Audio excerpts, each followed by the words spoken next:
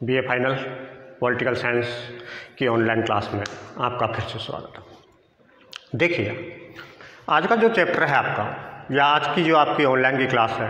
ये बहुत महत्वपूर्ण टॉपिक है, जिसके आधार पर अपन कह सकते हैं कि रूस की जो विदेश नीति निर्धारित की गई है, उस विदेश नीति के तहत अपन सबसे पहले तो अमेरिका के साथ में जो संबंध देख रहे हैं वो किस प्रकार के संबंध हैं। इसके बाद ये भी निर्धारित है कि रूस और भारत के मध्य क्या संबंध निर्धारित है। तो सबसे पहले तो आपको अमेरिका और रूस के बारे में जो समझौते बताए गए थे या जो संधियां की गई थी कि शीत युद्ध की समाप्ति के बाद दोनों देशों में किस प्रकार के संबंध स्थापित रहे। लेकिन इसी के साथ एक टॉपिक और जुड़ा हुआ है कि रूस और अमेरिका के वास्तविक रूप से जो संबंध है वो निशस्त्रीकरण के क्षेत्र में, या कह सकते हैं कि शीत युद्ध की पूर्ण समाप्ति तक किस प्रकार के संबंध रहे हैं। तो इस प्रकार से निर्धारित है कि निशस्त्रीकरण से लेकर और शीत युद्ध की बिल्कुल पूर्ण समाप्ति तक क्या संबंध रहे। तो सबसे पहले देखिए कि पहला जो इसमें महत्वपूर्ण है कि दोनों के मध्य परमाणु निशस्त्रीकरण एक संधि हुई थी। परमाणु निशस्त्रीकरण से तात्पर्य ये होता है कि नए हथियारों में किसी प्रकार की कोई बढ़ोतरी नहीं की जाएगी और पुराने हथियार हैं उनको कम करने का प्रावधान किया गया था। 21 से 24 मई 2002 को रूस के राष्ट्रपति व्लादिमीर पुतिन और अमेरिका के राष्ट्रपति जॉर्ज डब्ल्यू बुश के मध्य एक समझौता हुआ जो निशस्त्रीकरण के क्षेत्र में महत्वपूर्ण देन रखता है। इसके तहत दोनों देशों ने यह निर्धारित किया कि अपने अपने हथियारों में 2/3 की कटौती करेंगे।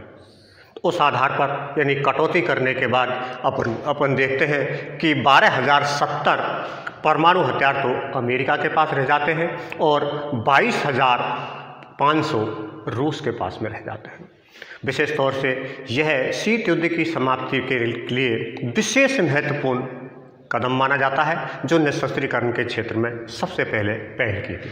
इसके बाद देखिए कि दोनों के मध्य सामरिक सहयोग समझौता भी किया गया था। सामरिक सहयोग समझौता से तात्पर्य अपन ये मानते हैं कि दोनों देशों के मध्य एक दूसरे के व्यापारिक गतिविधियों को बढ़ाना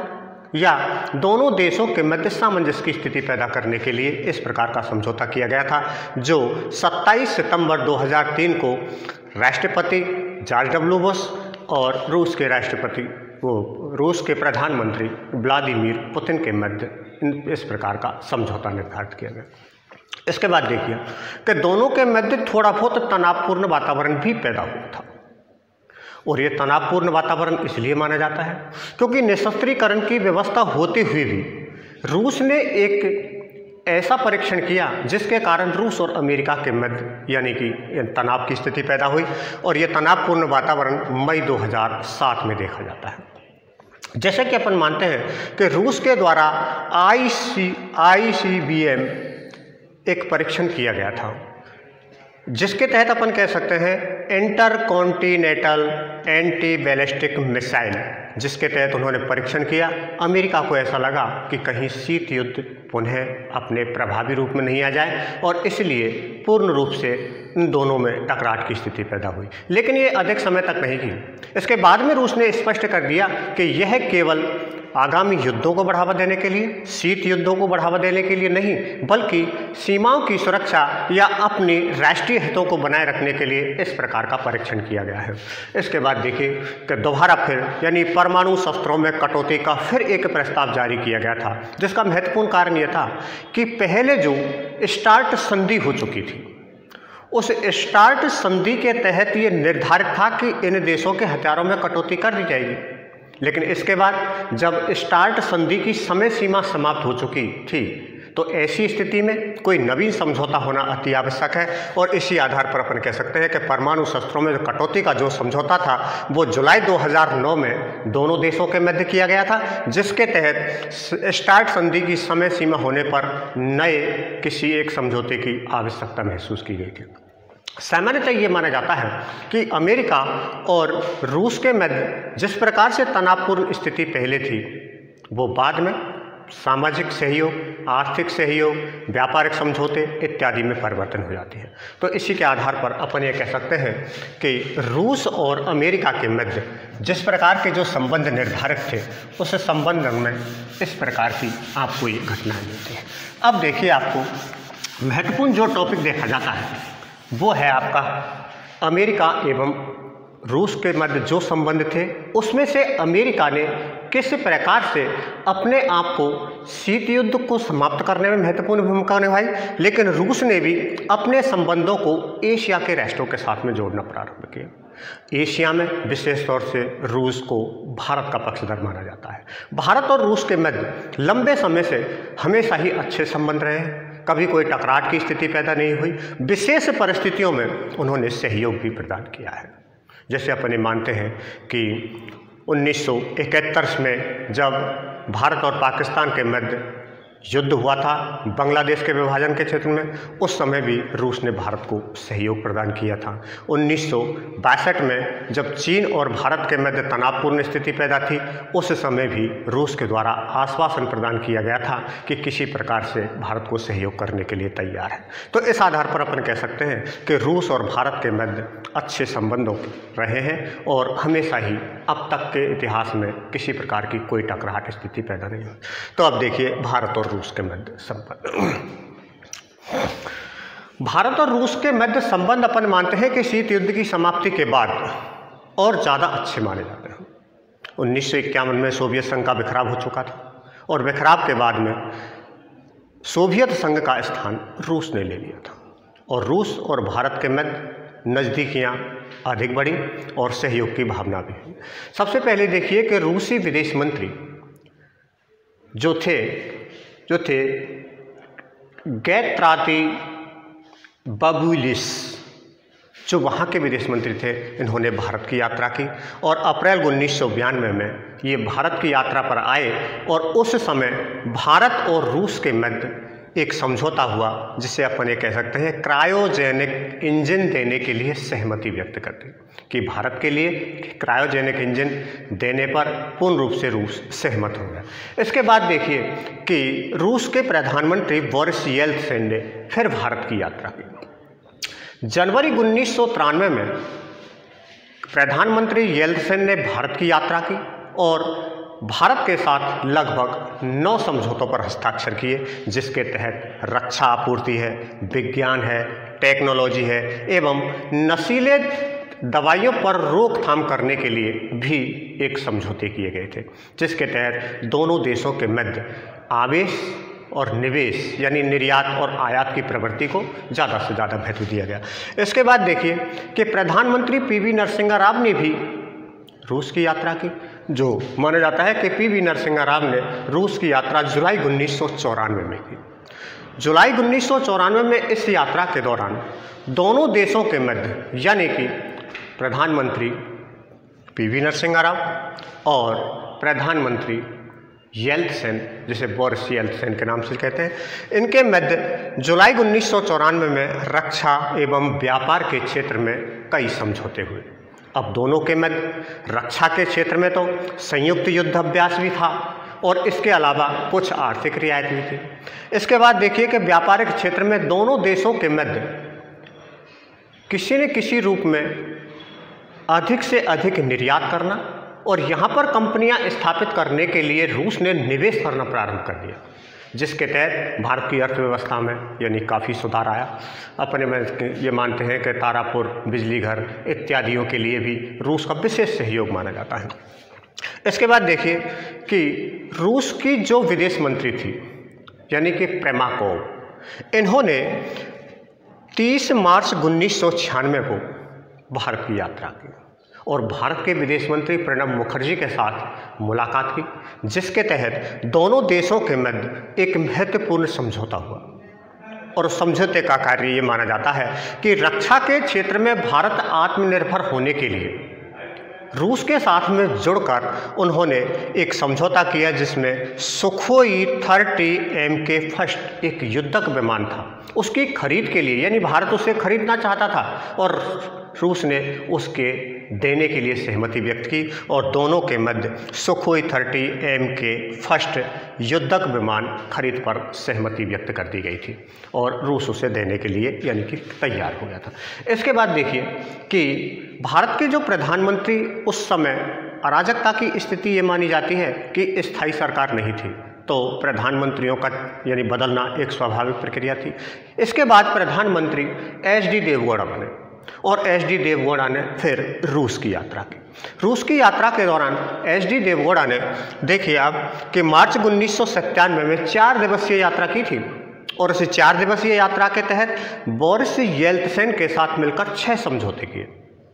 और इस 6 समझौतों में व्यापारिक क्षेत्र ही नहीं, इसमें टेक्नोलॉजी भी मानी जाती है, इसमें सूचना प्रौद्योगिकी भी मानी जाती है। इसके तहत यानी कि अपन कह सकते हैं कि निर्यात सामान किसका किया जाता है, आयात किसका किया जाना है, इसका भी निर्धारण किया जाता था। इस आधार पर यह माना जाता है कि इन समझौतों के तहत लगभग 25 ऐसी कंपनियां जो बहुराष्ट्रीय कंपनियों के रूप में रूस की थीं, उन्होंने भारत में निवेश करना प्रारंभ कर दिया। इसके बाद देखिए कि प्रधानमंत्री व्लादिमीर पुतिन ने फिर भारत की यानी यात्रा की और इस भारत यात्रा के दौरान अक्टूबर 2000 में दोनों के मध्य फिर एक समझौता हुआ। यात्रा के दौरान ही एक समझौता किया गया था जिसमें Su-30MKI लड़ाकू विमान देने पर सहमति व्यक्त की थी रूस के द्वारा कि भारत को Su-30MKI लड़ाकू विमान और इसके साथ ही T-20 यानी T-90 यानी टैंक देने पर भी सहमति व्यक्त की गई थी। यह विशेष प्रकार के टैंक होते हैं जिनको आर्मी के द्वारा या सैनिकों के द्वारा सीमाओं पर उपयोग किया जाता है। इसके माध्यम से ये टैंक कहीं पर भी किसी भी क्षेत्र में और किसी भी बीहड़ जगहों में पहुंचने में सक्षम होती है। इसके बाद देखिए कि अंतर्राष्ट्रीय आतंकवाद पर भी एक घोषणा पत्र जारी किया गया था जिसे अपन मानते हैं कि अंतर्राष्ट्रीय आतंकवाद को रोकने के लिए एक घोषणा पत्र जारी किया गया था जिसे अपन मास्को घोषणा पत्र के माध्यम से भी जानते हैं कि यह माना जाता है कि अटल बिहारी वाजपेयी और व्लादिमीर पुतिन के मध्य एक मास्को घोषणा पत्र जारी किया गया था। हालांकि अटल बिहारी वाजपेयी उस समय रूस की यात्रा पर थे और दोनों देशों के मध्य आतंकवाद को रोकने या आतंकवाद पर सीमित करने या आतंकवाद को समाप्त करने पर रूस ने यह सहमति व्यक्त की कि यदि भारत अपने आप को अगर ऐसा समझता है कि हम अकेला खड़े हैं, लेकिन यह गलत है और हम आतंकवाद के खिलाफ यदि आवश्यकता पड़ती है तो हम भारत के साथ रहेंगे। इसी आधार पर अपन कह सकते हैं कि मास्को घोषणा पत्र एक प्रकार से दोनों देशों के मध्य आतंकवाद से लड़ने के लिए एक विशेष महत्वपूर्ण तथ्य माना जाता है। इसके बाद देखिए कि रूस के द्वारा भारत को कई जगह पर प्रोत्साहन भी प्रदान हुआ। जैसे अपन ये मानते हैं कि भारत दौरा करने आए व्लादिमीर पुतिन ने सुरक्षा परिषद में भारत का जो दावेदारी थी सदस्यता के लिए, उसका उन्होंने समर्थन किया और वो मानता था कि भारत जैसे देश का सुरक्षा परिषद में सदस्य होना अति आवश्यक है और उसे होना भी चाहिए। और यह व्यवस्था उन्होंने यानी भारत यात्रा के दौरान यानी पुतिन ने 3 से 5 दिसंबर 2002 को भारत की इस दावेदारी का समर्थन किया। इसके बाद देखिए पुतिन यानी कि अपन मानते हैं पुतिन ने भारत की पुनः यात्रा की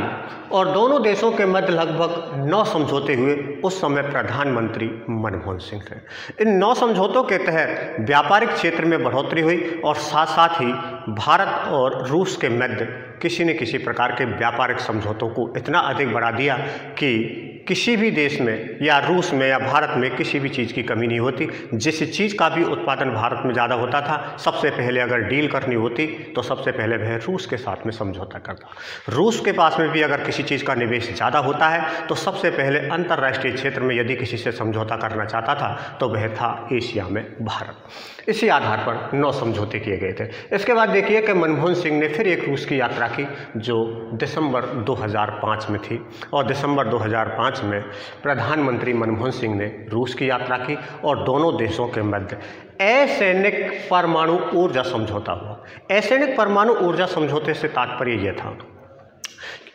कि जो परमाणु ऊर्जा रूस के द्वारा भारत को प्रदान की जाती है उसका उपयोग वह सैनिक शक्ति को बढ़ाने में नहीं कर सकता। इसका उपयोग चाहे बिजली उत्पादन के लिए या अन्य प्रकार के साधनों को, अन्य प्रकार के ऊर्जा स्रोत प्राप्त करने के लिए कर सकता है, लेकिन वह सैनिकों के लिए उपयोग नहीं कर सकता। और यह समझौता पूर्ण रूप से दिसंबर 2005 में